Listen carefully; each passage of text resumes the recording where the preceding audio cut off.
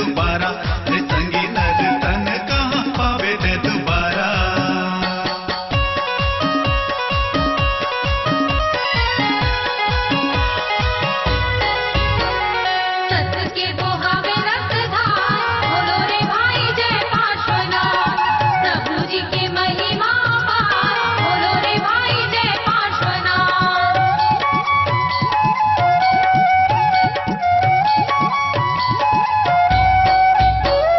नगपुरा धाम तह चले आवे ना, सकल तीरथ के ते फल पावे ना।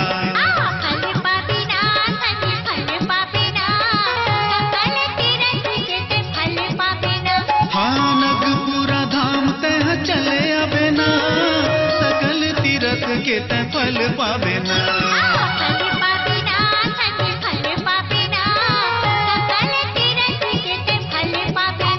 पार्श्वनाथ आवे सबके सहारा, रे संगी नर तन कहाँ पावे ते दोबारा।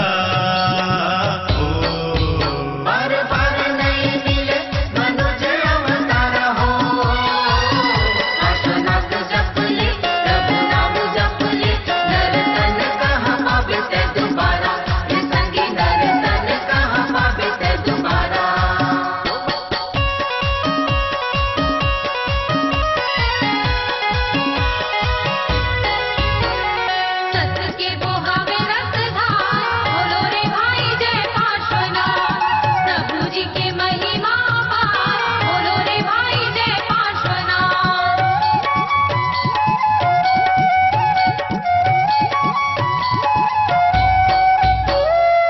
माटी के चोला तोरे घुर जाहिना, अंतरे आकाशा मा उड़ जाहिना।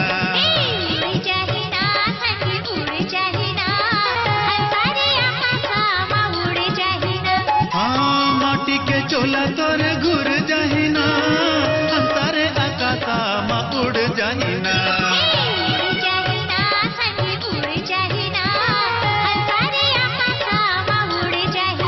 पार्श्वनाथ जी करे भव पारा, रे संगी नर तन कहाँ पावे ते दोबारा। बार बार नहीं मिले मनुज अवतारा हो, पार्श्वनाथ जप ले प्रभु नाम जप ले, नर तन कहाँ पावे ते दोबारा, रे संगी नर तन कहाँ पावे ते दोबारा। बार बार नहीं मिले मनुज अवतारा हो, पार्श्वनाथ जप ले प्रभु नाम जप ले, नर तन कहाँ पावे ते दोबारा, रे संगी तह कर ले प्रभु के जयकारा, रे संगी नर तन कहाँ पावे ते दोबारा, रे संगी तह कर ले प्रभु के जयकारा, रे संगी नर तन कहाँ पावे ते दोबारा। रावलमल जी जब भी नगपुरा तीर्थ आते हैं, सबसे पहले प्रभु के शरणागत होकर अर्चना, आराधना और ध्यान लगाना वे कभी नहीं भूलते। प्रभु ध्यान से ही वे निरंतर सन्मार्ग और सत्कर्म की प्रेरणा पाते हैं। उनके गुरुओं ने उन्हें सिखाया है कि जगत और कर्म के परिणामों के प्रति आसक्ति ही अशांति को जन्म देती है। मणि जी बेशक इस कोलाहल भरे संसार में रहते हैं, गृहस्थ जीवन जीते हैं, उनका भरा पूरा खुशहाल परिवार है, मगर उनके भीतर अपनी अलग तरह के बौद्धिक वैराग्य का दीप निरंतर प्रज्वलित रहता है। यह दीप ही उन्हें संतुलन के साथ जनहितार्थ कार्यों को करते रहने की राहें सुझाता है। आज ऊसघरम पार्श्व तीर्थ नगपुरा पुजारियों, कर्मचारियों और द्वारपालों की शताधिक संख्या से सुसज्जित है, जो अपने अपने निर्धारित दायित्वों का निर्वाह दक्षता पूर्वक करते रहते हैं। मणि जी उन्हें अपने परिवार की तरह मानते हैं और उनके सुख दुख का बराबर ख्याल रखते हैं। सृजन की कभी कोई सीमा नहीं होती। निर्माण प्रक्रिया एक अंतहीन सिलसिला है। प्रभु पार्श्व तीर्थ परिसर के भीतर और बाहर अभी भी कई निर्माण कार्य अनवरत जारी हैं।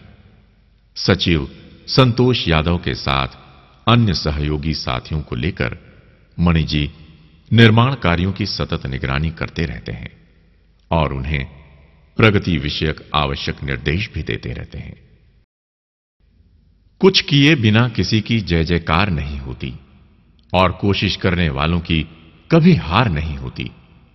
इस सूत्र के साक्षात उदाहरण मणि जी जब दुर्ग निवास से नकपुरा तीर्थ आते हैं तो गाड़ी से उतरने के बाद कभी कभी उनकी आंखें सिंह द्वार के शीर्ष पर जा टिकती हैं। उस क्षण वे क्या सोचते हैं, इस प्रश्न पर उन्होंने कबीर के शब्दों में तत्काल उत्तर दिया था, मेरा मुझ में कुछ नहीं, जो कुछ है सब तोर, तेरा तुझको सौंपता क्या लागे है मोर।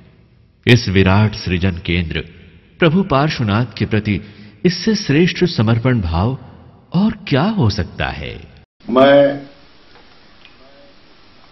मूलतः लेखक हूं, रचनाएं लिखता हूं, रचनाओं की कल्पना करता हूं, रचनाओं को अनुभवित करता हूं और एक कवि होने के नाते, कवि हृदय होने के नाते मैंने प्रारंभ से इस स्थल पर यह प्रयास किया है कि भक्ति का कोई भी मुद्दा, कोई भी ऐसी स्थिति न छूट जाए जिसके कारण, जिसके नहीं होने से कोई भी भक्त अपनी भक्ति से वंचित हो पाए जी। बस इसी कल्पना के आधार पर इसे सुंदरतम, अपनी काव्यतम रचना के रूप में इसको स्थापित करने का मैंने प्रयास किया है।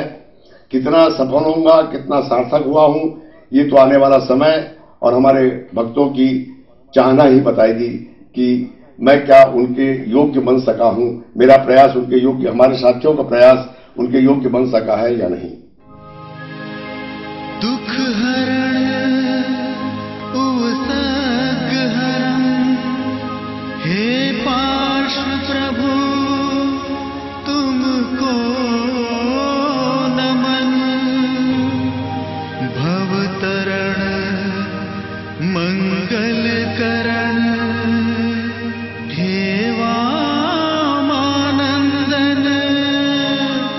तुमको नमन। छत्तीसगढ़ के यशस्वी मुख्यमंत्री डॉक्टर रमन सिंह ने अपने तीर्थ प्रवास पर एक बार कहा था, इस पावन तीर्थ में पता नहीं मैं कितनी बार दर्शन के लिए परिवार सहित आ चुका हूं। इसे मैं अपना सौभाग्य मानता हूं। मुझे लगता है भगवान पार्श्वनाथ की कृपा से यह अद्भुत अलौकिक तीर्थ देश और दुनिया के अंदर छत्तीसगढ़ की पहचान बनाने वाला समर्थ तीर्थ है। हम अपनी अंतरात्मा से यही प्रार्थना करते हैं, छत्तीसगढ़ को रोशन करने वाले हे देवाधिदेव प्रभु पार्श्वनाथ, आप तो चिंत्य अचिंत्य सर्व पदार्थों को प्रदान करने में समर्थ हैं। हे नाथ, हम पर अनुग्रह करें। आपकी वंदना से आत्मानुभूति और परम पद की प्राप्ति उन सब को हो जो आस्था के दीप लेकर आपकी दहलीज पर आते हैं और श्रद्धा से अपने शीश झुकाते हैं।